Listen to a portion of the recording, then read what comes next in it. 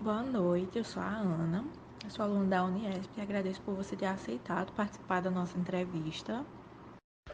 Boa noite, Ana. Mulher, eu que agradeço. Apesar de ter sido um período difícil, pelo menos para minha classe, né? Fico feliz por poder contribuir hoje com a minha história e com sua nota. Mas sem enrolação, estamos doidos para conhecer sua história. Vamos para a primeira fase. Eu quero muito que você me fale como que foram as políticas da sua época. Hum, então, Ana, já começou com um probleminha bem grande, viu? Vamos lá. É importante que vocês saibam que a República Velha ela foi dividida em dois períodos: a República da Espada e a República Oligárquica. Notem aí para vocês não esquecer, viu?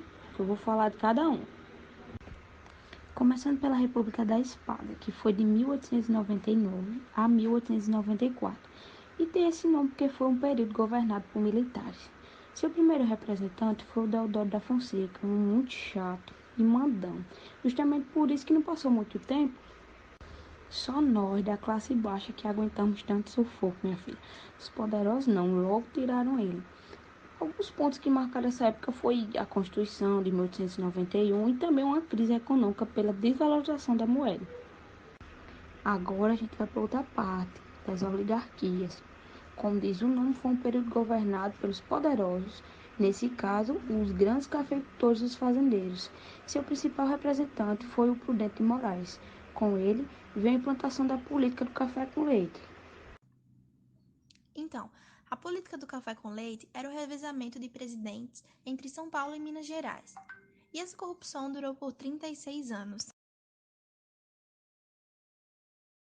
E as políticas dessa época, Ana, eram interdependentes, ou seja, os políticos dependiam dos outros para alcançar o poder.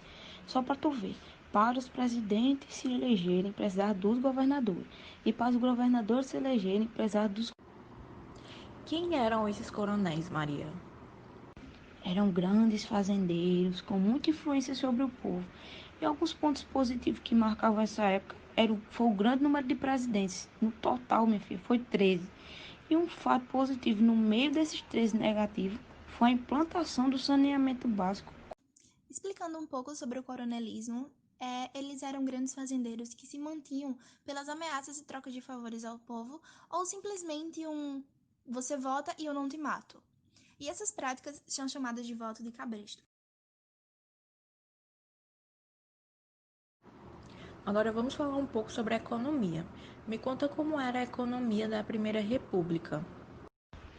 A economia nesse período era predominantemente rural. Dava ênfase na produção do café, que correspondia, a mais de 50% das exportações brasileiras durante toda a Primeira República. Também fazia parte a produção de açúcar, de algodão, de borracha e também de cacau. Entendi. Próxima pergunta. Como ficou a economia brasileira com a produção do café? Ficou muito dependente das exportações de café. Quando o preço do produto caía, o governo brasileiro comprava aqueles estoques e queimava para aumentar o preço, dando início à desvalorização do café, minha filha. E como o café interligava a economia e a política durante a República Velha? O café era a fonte do poder econômico, garantia a manutenção no poder das elites paulistanas, minha filha, e tinha uma grande influência sobre os rumos da política nacional em todo o período. Olha, eu espero ter sido clara, pois a economia não é meu forte. Claro que foi, as pessoas vão amar a sua entrevista. Então, Maria, estamos chegando ao final da nossa entrevista e para concluir eu queria te fazer uma pergunta sobre o sistema de saúde e alguns desafios enfrentados por vocês. Durante a Primeira República do Brasil, a economia do país tinha como principal atividade a exportação dos produtos agrícolas produzidos, mas ao mesmo tempo enfrentava grandes problemas sanitários, como a epidemia da peste. Você pode explicar como esse problema interferia no país e como ele foi resolvido? Ô, minha filha, se teve. Vou até falar mais sério agora, porque esse assunto aí é muito sério. Por conta das graves epidemias da época, em especial a peste, várias foram as consequências no comércio de exportação, que era a principal atividade econômica do país. E sendo assim, o governo foi obrigado a adotar algumas medidas para resolver essa situação. Nesse caso, a solução veio a partir dos métodos de Oswaldo Cruz. E das três grandes campanhas lideradas por Oswaldo Cruz, a contra a peste bubônica foi a que recebeu menos resistência.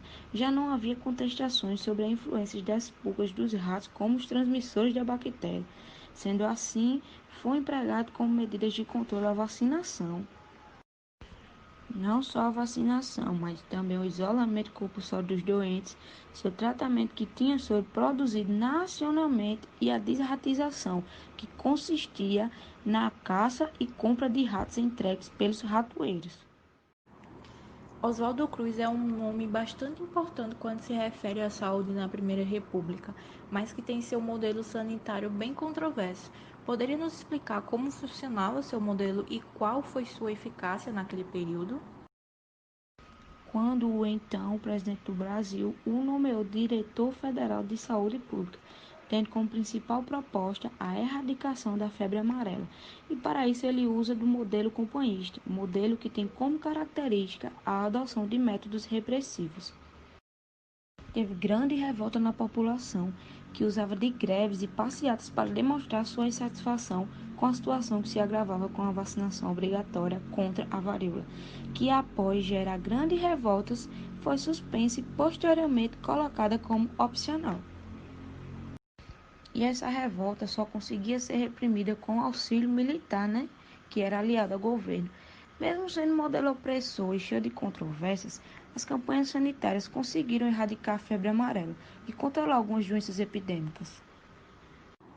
Como funcionava a assistência médica individual naquela época? Existia alguém do hospital para atender os mais necessitados? Na época da Primeira República ou República Velha, a assistência médica individual funcionava de forma que as classes dominantes eram atendidas pelos profissionais legais da medicina, os chamados médicos da família. E o restante da população ficava dependendo do atendimento filantrópico, ou eram assistidos pelas casas de filantropia e misericórdia, e como outra opção, utilizavam da medicina caseira. E isso eu não poderia esquecer, Preocupação com a saúde não fazia parte daquelas classes dominantes, era apenas por interesses econômicos, que era ligada à intenção de manter aquele funcionário trabalhando, entendeu?